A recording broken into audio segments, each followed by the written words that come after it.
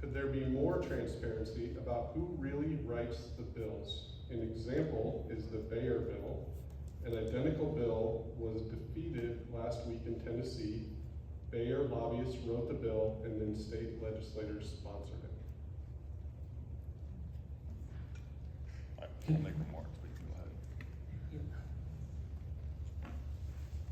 I guess on the question of transparency, and I'm not gonna speak to that bill, but there's a lot of times where if you want to delve into a topic, you're going to speak to, a different state or a different organization that's seen the process go through different states, right?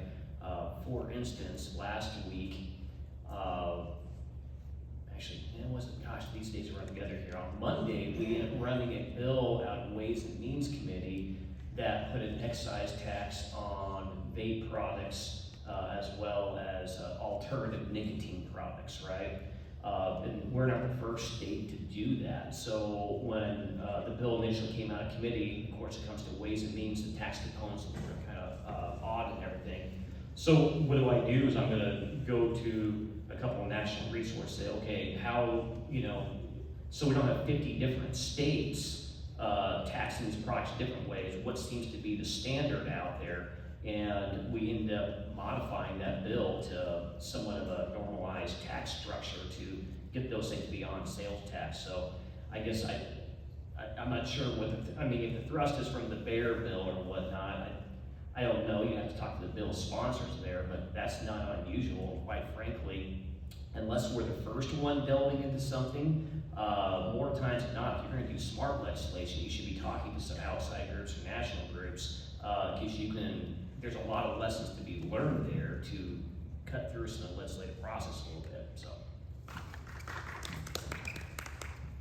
Yeah, I'm gonna piggyback off of somewhat degree of what Dan has said, is that one of the advantages I think that we have as state legislators is that we've got 50 different ideas out there theoretically on how we can do things. I think that's the advantage that we have at the state level over the federal level, where it's just, this is what we're doing.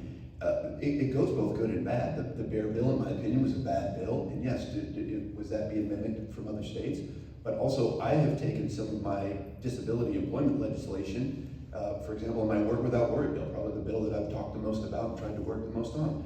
I built that legislation off of what was done initially in Colorado and then what was done in Tennessee. Because we can look at all these other models of what's happening and say, well, this state's doing a really, really good job on this, and this state's doing a really bad job. And if us as legislators, we're doing our job right, that's what we should be trying to do, is taking the best ideas from all the other states and trying to make this state the very best. And in terms of transparency of who writes that, who's engaged, to some degree, we have to all recognize that, there is some form of lobbying dollars that's involved in this, and ultimately, at times, whether legislation moves or doesn't move is based on those lobbying dollars and who's supporting a bill and who's not. We all have to be smart enough to recognize that issue too. But what we are up here to do is to represent you guys. You're our constituents. That's who we're here to serve. Ultimately, not big business, not corporations, or not lobbyists, not campaign donors.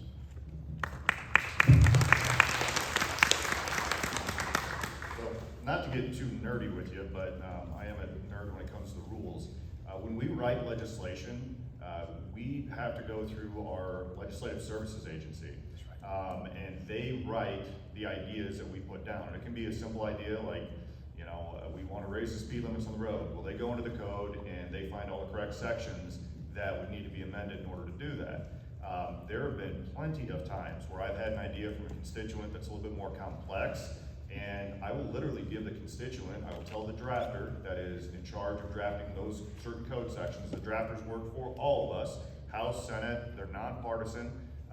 So if Josh had a competing idea, the same drafter is going to be drafting legislation for his competing idea versus my idea.